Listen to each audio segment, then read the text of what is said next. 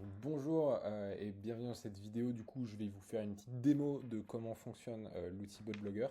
Donc, je vais passer un peu rapidement sur les éléments de setup de départ et je vais vraiment me concentrer sur un exemple de rédaction d'article, histoire que vous voyez à quel point ça vous sert. Concrètement, pour rappel, BotBlogger, le concept, c'est que c'est un outil qui va vous assister dans la rédaction des contenus pour rédiger des contenus beaucoup plus rapidement et qui vont être par nature parfaitement optimisés pour le SEO. L'objectif, c'est de réussir à réunir tous les outils qui sont importants pour la rédaction SEO en un seul outil. C'est-à-dire que ce soit de l'analyse concurrentielle type SEMrush ou Ahref, du Your Text Guru, des IA génératives, donc les ChatGPT, Perplexity, etc.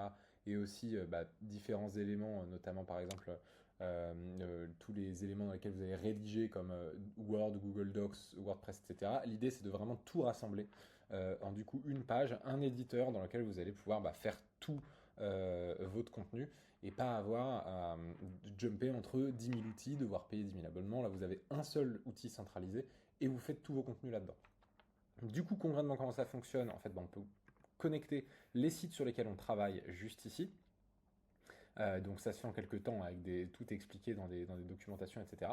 Et ensuite pour chaque site, on va associer deux éléments, donc concrètement qui sont un style d'écriture et une identité de marque. Ça c'est quelque chose qui se fait automatiquement et que vous pouvez améliorer derrière. Concrètement l'idée c'est juste que l'IA générative de la plateforme derrière, quand vous écrivez pour ce site web, elle utilise le style d'écriture qui correspond au site web et toutes les infos sur le site web, donc que ce soit positionnement, audience, produits qu'elle doit proposer, etc. Que tout ça, elle l'ait pris en compte aussi pendant sa rédaction. Du coup, là, ce qu'on va faire, c'est que je vais vous faire une démo de la rédaction d'un article avec le mot-clé cible rédaction SEO. Donc, concrètement, ce qui va se passer ici, le système global de votre blogueur, c'est que vous allez d'abord commencer ici à arriver, dire OK, je veux créer un nouvel article. Là-dedans, vous allez du coup rentrer rédaction SEO ou donc le mot-clé que vous essayez de viser avec le contenu que vous allez faire. Et en fait, ce qui se passe, c'est que la première étape, vous allez juste lancer l'analyse SEO. Ça va prendre 1 minute, 2 minutes, grand maximum. Ce que ça va faire, c'est que ça va faire une analyse complète de la SERP et de vos concurrents sur le mot-clé.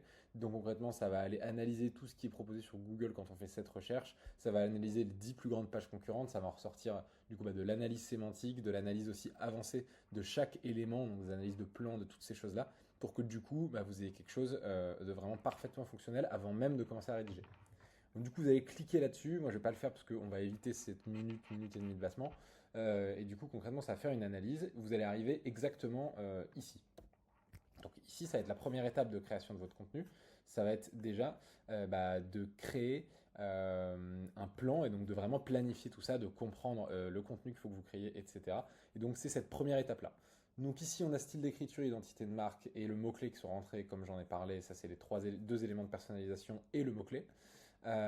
Ensuite, on a du coup sujet d'article, qui est donc du coup un élément un peu plus important qu'il va falloir ajouter aussi, qui est concrètement ce qu'on veut faire. C'est-à-dire, est-ce qu'on veut faire par exemple un guide, est-ce qu'on veut faire plutôt une recette de cuisine, est-ce qu'on veut faire un tutoriel, peu importe. L'idée, c'est vraiment de préciser à l'IA concrètement ici le type de contenu qu'on veut faire. Donc ça peut se baser soit sur ce que vous voulez, soit bien entendu sur l'analyse des concurrents que vous avez, que je vais vous présenter juste après. Donc ça, c'est juste les éléments essentiels de paramétrage de démarrage. L'autre élément aussi que vous allez rentrer là-dedans, ça va être de donner un peu votre angle d'attaque, la personnalisation que vous voulez. C'est-à-dire, est-ce que vous voulez parler de tel ou tel sujet? Qu'est-ce qui fait concrètement que votre contenu va être différenciant, vu que c'est un facteur important pour Google et pas ressembler juste être la copie conforme de tous ses concurrents. Du coup, ça va être quelque chose qui est important. Et ensuite, vous avez du coup les trois éléments qu'on va retrouver dans chaque étape de rédaction. Déjà, vous avez du coup de l'IA générative ici, en l'occurrence, pour voir créer le plan, etc. Et ensuite, les deux parties analyse dans le panel de droite, avec déjà une analyse générale SEO des contenus que vous faites. Donc, c'est juste pour prendre les règles de base à chaque fois selon le contenu de lisibilité et de SEO on-page, juste pour être sûr que vous êtes tout bon. Et ensuite aussi la partie concurrentielle, donc du coup avec à chaque fois une analyse de ce qu'ont fait vos concurrents sur le même sujet. Donc ici on analyse le plan, pareil, donc la structure H2, H3, etc. Et ensuite ici les questions suggérées, donc les people also ask liées à ça, étant donné que c'est du coup quelque chose qui est important au moment de la création du plan.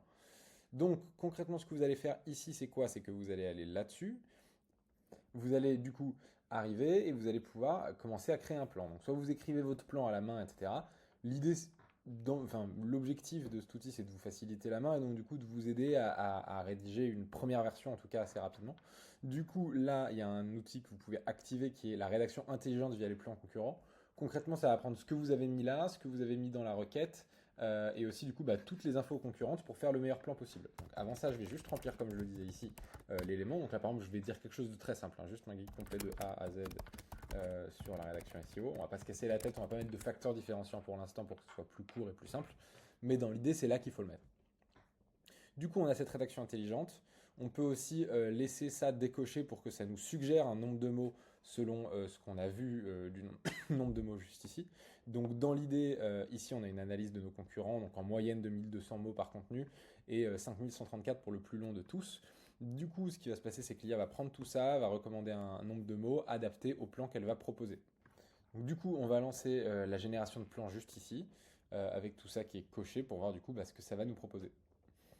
Du coup, là, on voit que le plan est en train d'être rapidement créé, donc un plan normalement qui est très complet et qui est bien optimisé. Donc du coup, ici, on a tout ça qui a été créé. On peut voir aussi donc, le nombre de mots qui nous est proposé, 5200 ici. On peut réadapter, bien entendu, si on veut. Là, on a du coup notre analyse, comme on l'a dit, avec simplement, bon là, le seul truc qui nous dit, c'est qu'il y a des balises un peu trop longues, trop courtes.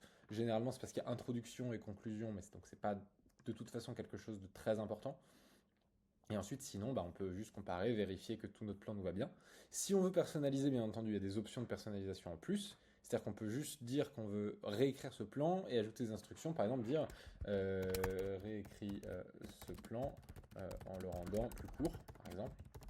Euh, donc on va faire juste comme ça. Ça va nous rédiger un plan qui du coup va être, comme on le voit ici, beaucoup plus court. Et en fait, ça permet du coup d'être très polyvalent. Et ce système de réécriture, on va l'avoir partout. Ce qui va permettre vraiment de fine-tuner exactement le contenu selon ce qu'on veut. Donc nous, on va garder la version de base, hein, on peut la sauvegarder comme ça et supprimer l'autre. Et ensuite, une fois qu'on a tout ça, qu'on est content du plan qu'on a, on va pouvoir cliquer sur commencer avec ce plan. Et c'est là du coup que les deuxièmes phases commencent. Donc on avait la préparation avant. Maintenant, on est dans la phase du coup de rédaction de notre contenu, du coup qui va prendre différentes étapes ici. Donc la rédaction, bon, logiquement, effectivement, souvent ce qu'on fait, c'est qu'on rédige le contenu et ensuite on rédige slug d'URL, titre, métadonnées, etc. Ici, c'est peu importe, en fait, on peut faire un peu ce qu'on veut, vu que de toute façon, l'IA va proposer des éléments à partir du plan qu'il y a ici.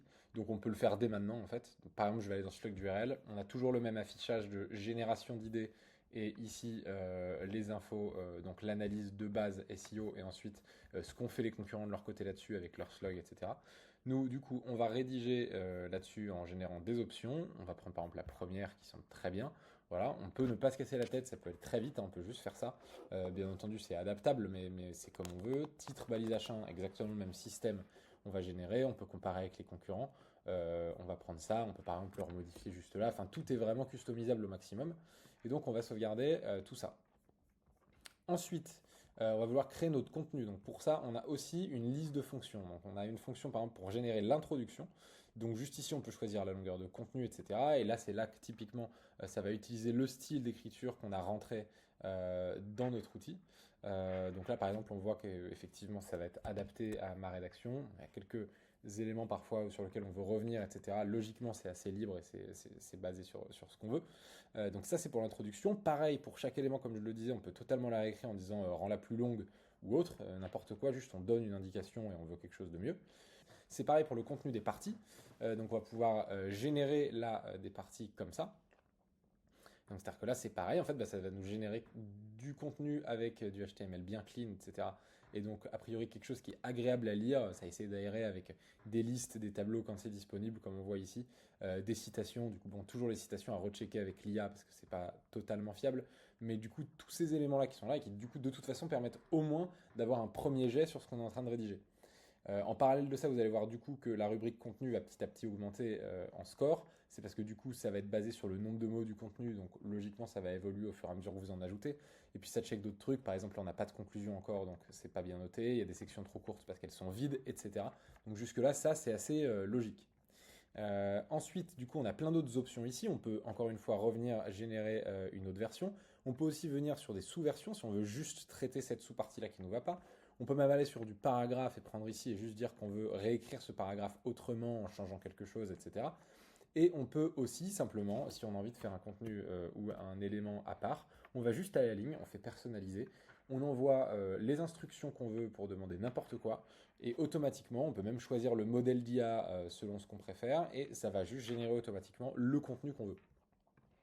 Donc ça, c'est une première chose. On peut faire la même chose du coup pour toutes les parties. Je ne vais pas le faire parce que c'est un peu trop long. Le maillage, pour l'instant, il est ajouté comme ça. C'est pas parfait parce que pour l'instant, c'est pas automatique d'aller sur tout le site et optimiser les pages, mais c'est quelque chose qu'on est en train de faire, et en train de mettre en place pour que le maillage soit intelligent et automatique. Ensuite, ici, on va aller dans la conclusion, qui est le dernier élément un peu nouveau à montrer. Donc là, c'est pareil, en fait, on peut choisir une longueur de conclusion et on peut dire, par exemple, fais-moi une transition vers un article de blog, par exemple, euh, sur, euh, sur la rédaction web toute simple. Par exemple, on va mettre ça comme ça. Puis on peut mettre par exemple l'URL suivant. Hein, je mets un peu n'importe quoi, mais c'est juste pour illustrer. On va faire ça juste ici. Et donc on va faire générer une conclusion. Et là en fait de la même manière, ça va nous générer une conclusion qui va être optimisée et qui va du coup faire en sorte de dévier naturellement et aller vers un nouveau contenu. Du coup pour toute la partie rédaction on est tout bon, il reste juste les métadonnées à rédiger. Donc là c'est très simple, encore une fois on a une prévisualisation pour voir à quel point nous notre page elle donne envie de cliquer par rapport aux autres, etc. Voir tout ça, voir encore une fois l'analyse des concurrents, s'ils ont bien fait des bonnes méta, etc. Ce qu'on va faire, c'est que là, on va générer ces deux éléments-là encore une fois pour avoir des idées et pas avoir à partir de rien. Donc, je ne vais pas trop regarder encore une fois, c'est juste vraiment pour faire une démo, mais vous pouvez toujours modifier ce que vous voulez, etc. C'est vraiment libre.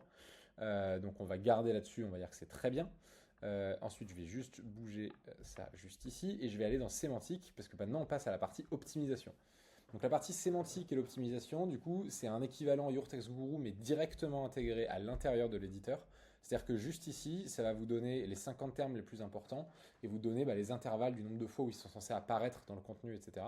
Donc je vous invite vraiment à avoir rédigé tout le contenu comme vous le vouliez avant d'analyser ça, parce que je vous le dis d'avance, nous en l'occurrence, les bornes vont varier selon la longueur du contenu, étant donné que ça paraît absurde en soi de donner des bornes, les mêmes bornes à un contenu qui fait 1500 mots qu'un contenu qui en fait 6000. Donc du coup, dans l'idée, il faut rédiger tout. Une fois que vous avez ça, vous pouvez passer à cette optimisation et vraiment voir tout ça. Donc on a un code couleur très simple pour dire si c'est absent, si c'est sous-optimisé, bien optimisé ou sur-optimisé. Et ce qui est intéressant aussi, c'est qu'on peut vraiment facilement modifier tout ça. On peut cliquer par exemple sur n'importe quel élément qui est sur-optimisé et on peut aller là-dessus. Aller sur par exemple celui-ci et trouver des synonymes avec le système de synonymes qui va prendre en compte la phrase. Et du coup, on va aller comme ça, par exemple, on peut prendre ce terme-là, et du coup, en fait, ça enlève des itérations ici, ça permet de mieux optimiser ultra rapidement et ultra facilement. Donc si vous êtes nostalgique des graphiques de Vortex Guru, vous les avez quand même ici, bien entendu, les graphiques d'optimisation si vous voulez les voir. Du coup, c'est pareil, vous avez un tableau si vous voulez exporter toutes ces infos-là, parce que ça peut être utile, voir les scores d'optimisation des concurrents à côté de nous, etc.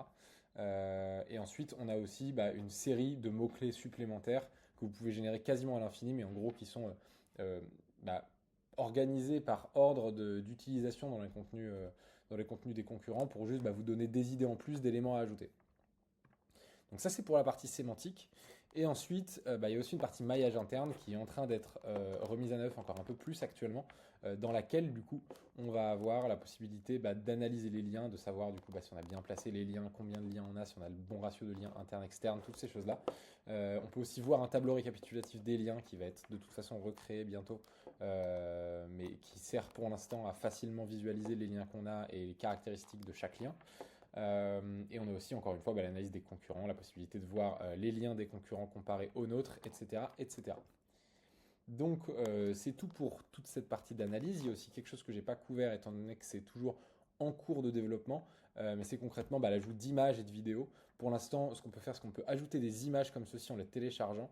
Et ce qui est intéressant, c'est que là aussi, on a cette petite option optimisation SEO qui permet, encore une fois, de ne pas utiliser un énième plugin d'optimisation d'images.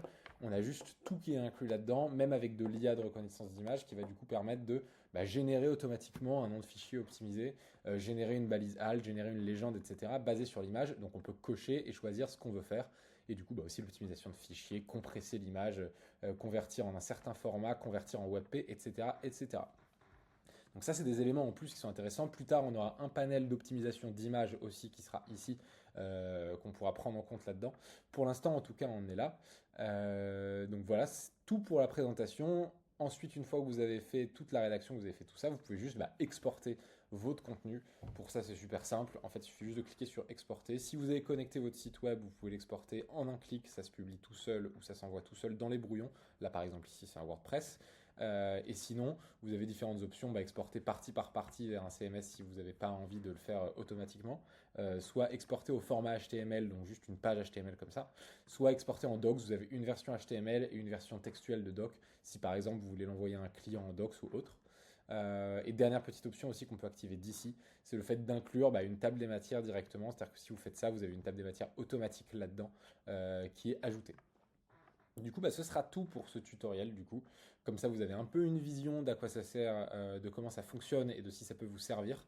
J'espère en tout cas que la démo vous aura été utile. Et puis, n'hésitez pas à me recontacter si ça vous intéresse ou allez voir dans le lien qui est en dessous de cette vidéo. Merci beaucoup en tout cas et à très bientôt. Au revoir.